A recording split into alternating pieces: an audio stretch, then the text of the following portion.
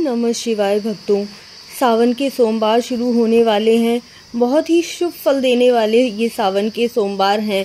आपकी जो भी मनोकामना है, जो भी इच्छा है, आप भोले बाबा के सामने रखेंगे, वह आपकी हर इच्छा को पूर्ण करेंगे। कहा जाता है कि अगर आप सावन के सोमवार के समय भोलेनाथ की चौखट पर भी 5 मिनट बिताकर आते हैं तो उनका आशीर्वाद आपको प्राप्त हो जाता है।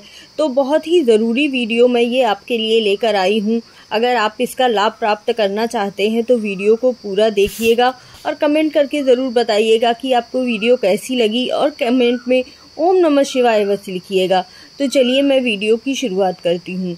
बहुत सारी चीज़ें होती हैं जो भोले बाबा पर चढ़ाई जाती हैं, लेकिन कौन सी चीज़ हमें कौन सा सुख प्राप्त कराती है, कौन सा लाभ मिलता है, किस चीज़ को चढ़ाने से हमें सबसे ज़्यादा उन्नति की प्राप्ति होगी, हमारे सुखों का में बढ़ोतरी हो जाएगी, वो हमें कैसे पता चलेगा। तो हमें कौन सी चीज़ चढ़ानी चाहिए। और जैसे हमें तो धन की आवश्यकता है, लेकिन हम उन पर ऐसी चीज़ चढ़ा रहे हैं जिससे कि हमें संतान की प्राप्ति होती है, तो हमें उल्टा लाभ कौन सा लाभ मिलने वाला है। तो इस तरह से जो चीज़ जिस मनोकामना के साथ चढ़ाई जाती है, अगर हम उसी मनोकामना की पूर्ति के लिए वो चीज़ चढ़ाते हैं तो हमें उससे ज़्यादा लाभ प्राप्त होता है। तो चलिए फिर वीडियो की करते हैं शुरुआत। ये 10 चीज़ें हैं जो भोले बाबा पर चढ़ाई जाती हैं और बहुत ही शुभ मानी जाती हैं, हर मनोकामना को पूर्ण करने वाली होती हैं।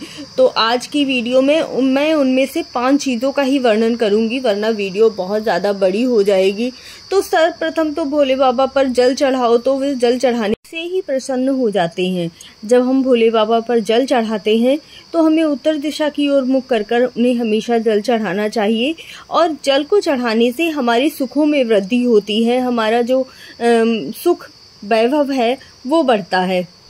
दूसरी चीज़ है बेलपत्र। जब हम भोले बाबा के ऊपर बेलपत्र चढ़ाते हैं तो हमें लक्ष्मी माता की प्राप्ति होती है, यानी कि लक्ष्मी माता प्रसन्न होती हैं और हमारे घर में लक्ष्मी माता का आगमन होता है। अतः बेलपत्र चढ़ाते समय हमेशा बेलपत्र के ऊपर राम नाम लिख लीजिए और बेलपत्र को हमेशा उल्टा करके चढ़ाइए। उस पर आप चंदन लगा सकते हैं, इससे भी भोलेनाथ प्रसन्न होते हैं और आपके घर में सुखों में वृद्धि करते हैं। तीसरी चीज़ है शहद।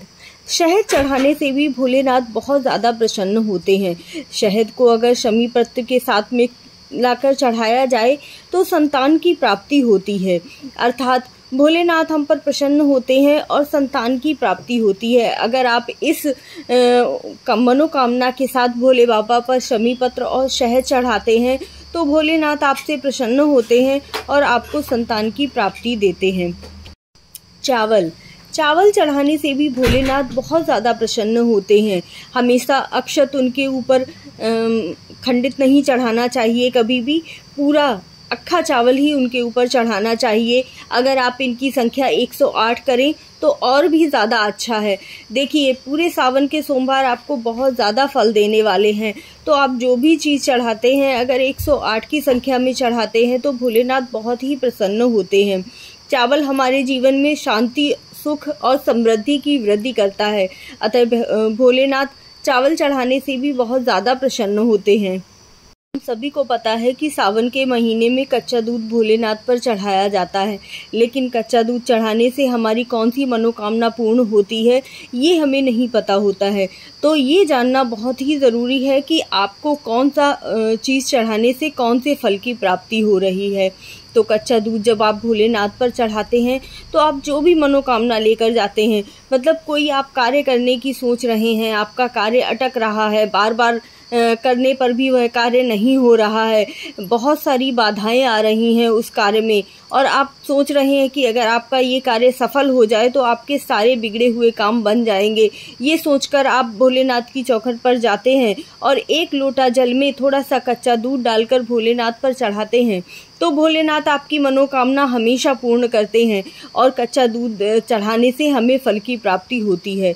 तो हमने ये 5 चीज़ें बताई हैं।